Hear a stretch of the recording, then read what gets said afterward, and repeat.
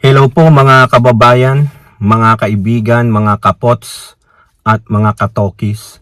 Welcome po muli dito sa Simply Talkies Vlog. Kamusta po kayong lahat? And tayo po ay magbibigay ng maiksing komento, opinion at reaksyon sa mga maiinit na usaping balita.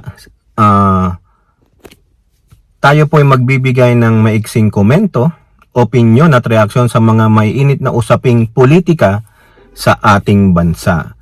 So shout out po lahat sa inyo. May God bless us all. May God bless our country, the Philippines. And may God bless the Marcos administration and protect it from the evil forces and the evil doers. So pag-usapan natin mga kababayan, ito pong sinabi ni Congressman Jinky Luistro kay Harry Roque. Okay, meron po yatang pag-asa, may probability po na lalong madagdagan ang kaso ni Harry Roque aside doon sa isinumite ng PAOK o yung Philippine Anti-Organized Crime Commission sa DOJ na human trafficking in relation to illegal pogos. Ngayon po, because of the revelation of one of their kakampi dati, na ngayon po ay nagbigay ng kanyang sworn affidavit sa TRICOM at doon po inilabas ang katotohanan, ang malaking pasabog kung sino po ang may pakulo, may pakana niyang pulboronic video ng Pangulo na napatunayan naman pong peke. Okay, at ganun din po may sinabi po si SOJ Remulla tungkol sa dati yung Pangulong Digong na kumbaga kagagawan pala ni Digong, bakit siya ngayon nandoon sa ICC. Sabi nga ni Remulla na back at you. Ang sabi ko naman na karma si Mang Kanor. Yan, ang yabang-yabang kasi mo ikaw Tatang Duterte. Ha? Masyado kang mapagmataas, masyado kang balasubas, bastos, sobra kang sexist, o ayan, nabak at ka. Ang sabi ng poong may kapal, sige, pagbigyan muna kita ng ilang taon, tapos hablutin kita ng karma. Okay? So yan po, ang unahin natin, ito pong sinabi ni Congressman Jinky Luistro patungkol po kay Harry Roque. Alam nyo naman si Harry Roque, ay ngayon po siya po ay sabi niyang ibon mang may layang lumipad. Malaya po siya ngayon dyan sa the Netherlands. Hinahayaan po siya ng the Dutch government na patuloy na mamayagpag dyan, maglamyerda, magpakasarap at patuloy na mag-video vlog upang siraan ang administrasyong Marcos, upang lalong magpalaganap ng fake news. Ganyan po ang inaalaw sa kanya ng the Netherlands, the Dutch government, kasi siya po ay merong asylum application. However, pag yung asylum application niya ay na-disapprove, siya na rin mismo ang nagsabi. Kasama po sa application niya na i-extradite siya kung sakaling hindi ma-approve ang kanyang asylum. O Dutch government, have you watched the news recently? Have you watched the TRICOM hearing in the Philippines about how one certain blogger and also one of the allies of the Dutertes, she is with the cahoots with the Harry Roque. She even submitted a sworn affidavit about a fake video that Mr. Harry Roque allegedly propagated. Okay? So doon po sa TRICOM meeting na yon, tahasang sinabi nung dati nilang kakampi na si Miss Pebbles Cunanan na si Harry Roque ang pasimuno ng pagkakalat nitong peking pulboronic video ng Pangulo. Sana makita po yan ng Dutch government that yung rason ni Harry Roque sa kanyang pag-political asylum sa bansang the Netherlands ay hindi po totoo. Hindi totoong siya ay politically persecuted, bagkus siya po ay tumatakbo.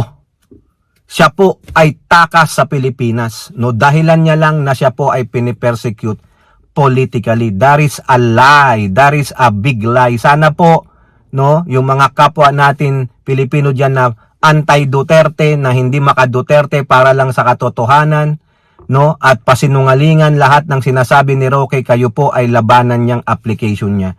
Actually, may isa na nga pong Dutch citizen na nagsulat na, nagbigay ng pahayag na lalabanan niya iyang application for asylum ni Roque. Now mga kababayan, nang dahil po doon sa isiniwalat ni Pebbles Cunanan sa TRICOM, ano ang sabi ni Congressman Jinky Luistro dito po sa Manila Bulletin article? Enough basis to file complaint versus Roque after vloggers TRICOM bombshell. Ayun po, may probable cause na. Enough na daw po yon, sabi ng batikang lawyer at mambabatas na si Congresswoman Luistro. Ha? Ito po, sabi niya, ha? Quote, through the use of internet, he's trying to make it appear that the President Marcos is actually using cocaine when through the testimony of Pebbles Cunanan and the others, DOJ, and government agency resources, they're certified na ito ay fake at hindi totoo. Ayun. So for the purpose of filing, I think sobra na nga sa probable cause yung amount of evidence na nag-gather na nila. Actually, bago pa yung revelation ni Pebbles, ang NBI po ay natapos na ang kanilang investigasyon. Actually, nag-forward na sila ng kanilang final report sa DOJ. Ayun po yung sabi ni NBI Director Santiago, na i-vlog po natin yan. May nag-interview pa nga. Sabi lang, mag-aantay na kami ng resolusyon ng DOJ. Ibig sabihin, i-review ng DOJ kung ano po yung, kung may katibayan po yung mga nakalap na ebidensya ng NBI at papailan, baka hindi lang si Roque. Lahat po ng kumampi kay Roque at sinasabing totoo yung video na yon, yari na. Baka po doon sa pag-iimbestiga ng NBI, lahat nung nag-share ng video na yon na may malicious intention, malamang, sige, iiyak siguro kayo. Ha? Okay? So yun po ang sabi ni Congressman Luistro, o Congresswoman Luistro, sorry po. Sobra pa sa probable cause. No? Kailangan ng filean ng kaso si Roque. Ano? Cyber libel. At kung ano pa, baka pwede pa sedition, treason, mga ganon po, no? Kung ano pang pwedeng ikaso sa kanya. Kasi sabi pa ni Pebbles, narinig niya daw po na kaya ni Roque magpabagsak ng gobyerno. O that's treason, mga kababayan. Ha? Okay? So, napaka-malicious nitong si Roque, pero siya pa ang mapagmataas. Siya pa ang feeling niya biktima. Hindi ka biktima, Roque. Hindi biktima dito si Roque. Siya mismo ang bumiktima sa sarili niya. Dahil ang kahilingan lang naman ng Quadcom sa kanya, pwede nyo po bang madala yung mga dokumento na sinasabi nyo? Kasi questionable kaagad yung pag-angat ng kanyang wealth, ng kanyang kayamanan.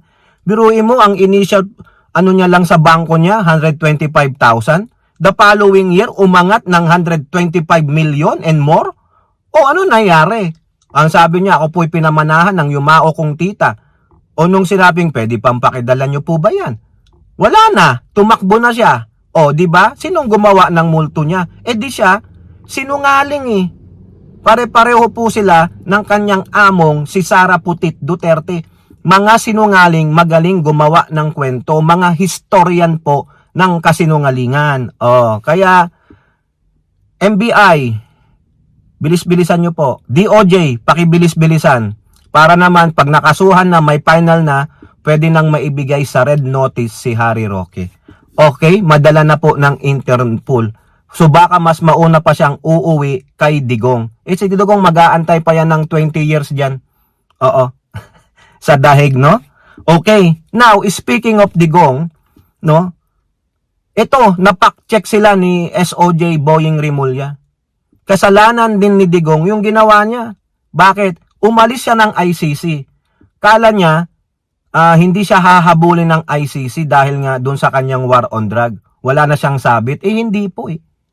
Bago siya umalis ng ICC, may mga naganap na krimen na extrajudicial killing. At hindi lang yan. Sabi ni JPE sa isang post niya sa kanyang FB page, dapat naisip na yan ni Duterte at ng mga kaalyado niya na hindi lang nung presidente siya hahabulin ng ICC. Dapat naisip niya na nung mayor pa siya ng Davao City, nung namamayagpag siya, nung 2011 pa yan. O dahil nga alam nila kung paano ang mga kayabangan, kahambugan, kapagiging utak kriminal ni Digong nung siya ay namamayagpag bilang isang punong ehekutibo ng Davao City. Hindi nila naporsi, kaya ang isip niya lang, alis na ako ng ICC. Yayari ka. Ngayon, sa pag-alis niya sa ICC, na-back at you siya. Na-back at you, sabi ni Rimulya dito sa article ng Politico, na-back to you. Boying Rimulya says Duterte ICC trouble is self-inflicted. Siya rin ang may gawa, mga kababayan. Feeling niya, pag alis niya, libre na ako. Wala na silang habol sa akin. Hindi po. Ito po si Rimulya, isang lawyer ito ha. DOJ Secretary Rimulya said it was the own doing of former President Duterte why he was arrested and was surrendered to The Hague for his crimes against humanity case over his bloody drug war. Rimulya blamed the Duterte camp for being ill-prepared in its legal preparations as he attended the resumption of the Senate Foreign Relations probe on Duterte turnover. The Duterte camp can no longer invoke his rights under the Rome Statute because Duterte, when he was president, withdrew, kumalas from the ICC founding treaty to avoid an investigation. Unfortunately for Duterte, the ICC proceeded with its investigation over crimes committed when the Philippines was still a state party. Correct! Sabi na rin po ng Supreme Court, mga kababayan, na merong jurisdiction ng ICC during the time na kung saan tayo ay member at kung kailan naganap yung krimen. Merong naganap na krimen na EJK nung panahon na tayo ay nasa ICC, nasa Rome Statute. Di po ba? May jurisdiction. Supreme Court na po ang nagbigay ng statement pero ini-ignore lang. Pati nga si Pangulong Marcos, ini-ignore yun eh. Ngayon, kasalanan niya. Hindi niya pwedeng i-invoke ngayon na, wala. Kailangan kong ganito, bumalik. Hindi. Even si SP Escudero, meron din siyang statement. Duterte camp cannot invoke the jurisdiction of ICC. Kasi wala na tayo sa ICC ngayon eh. Buti sana kung yung time ay hanggang ngayon nasa ICC tayo, pwede tayong lumaban, pwedeng may magamit si Digong. Wala po eh. Ito pa sabi ni Rimulya, kung tayo po ay member ng ICC, kailangan po ng judicial proceedings. Correct. Kailangan dumaan ka dun sa local courts natin. Yun ang requirement ng Rome Statute. Bago nyo ibigay sa amin yan, sa ICC, kailangan iharap nyo muna sa judge ninyo dyan, sa local courts. Wala po eh. Yun ang hindi nakita ni Digong. Akala ko ba magaling? Akala ko ba master tactician? Mali. Kaya sabi ko na kahit na anong galing ng tao, may butas at butas ka pa rin ng pagkakamali. Hindi na po tayo member ng ICC. Kung member pa tayo ng ICC, nakatulong sana kay Presidente Duterte na hindi muna po siya ililipad. Pero siya na mismo ang nag-atras ng membership Yung gamot sana, yung nang naging problema. Tapos hahanap kayo dyan ng bring him home, habeas corpus, bring him home. Wala nang jurisdiction. Kala nyo? Section 59 of the founding treaty states that an arrested person has to go through a domestic court before surrendered to the foreign tribunal. Ayun po yung nilalaman ng Rome Statute. Sabi doon, pag ikaw ay member, a person arrested shall be brought promptly before the competent judicial authority in the custodial state, which shall determine, in accordance with the law of that state, that the warrant applies to that person. The person has been arrested in accordance with the proper processes and the person's right has been respected, sabi doon sa Rome Statute. Rimulya said the Philippine government opted to surrender Duterte instead of bringing him before a domestic court or extraditing him because the Philippines was no longer a state party to the Rome Statute out of Duterte's own doing. Bote nga sa inyo. Yan, na back at you, na karma. Hindi niya pala alam yung pinaggagawa niya, mga kababayan. Oh, hindi niya nakita yon. Di sana kung nasa ICC pa tayo ngayon, mapoprotektahan si Digong ng ating local courts, hindi basta-basta siya matuturn over sa ICC. Kasi dadaan sa judicial process ng korte, matagal magproseso ang ating mga korte. Minsan inaabot ng 1 dekada, o di ba? Ngano ngayon, kasalanan ninyo, kasalanan ni Digong at yung mga nakapalibot sa kanya, o Panelo, ikaw, bakit hindi mo na ina-advise si Digong? No. The Philippine government actions of surrendering him has legal basis under Republic Act 9851 or the Philippine Act on Crimes Against International Humanitarian Law, Genocide and other crimes against humanity. O now, kayo dyan na magagaling na mga abogado na gustong tulungan si Duterte, na nagsasabing mali ang ginawa ng gobyerno through DOJ, demanda nyo si Rimulya. Kasuhan ninyo. No? Magagaling naman kayo sa legal. May mga legal expert, pero karamihan po na nagsasabi na tama ang ginawa ng gobyerno. Nandyan si retired Justice Associate Justice ng Supreme Court Antonio Carpio, ang mga accredited ICC lawyer, si Joel Batuyan, si ICC lawyer victims, Christina Conti. O, sino lang nagsasabing mali? O, yung mga anti-Marcos. O kayo po, mga kababayan po nyo masasabi. Comment down below. And don't forget to like and share. Hope to see you in the next videos. Bye-bye. God bless.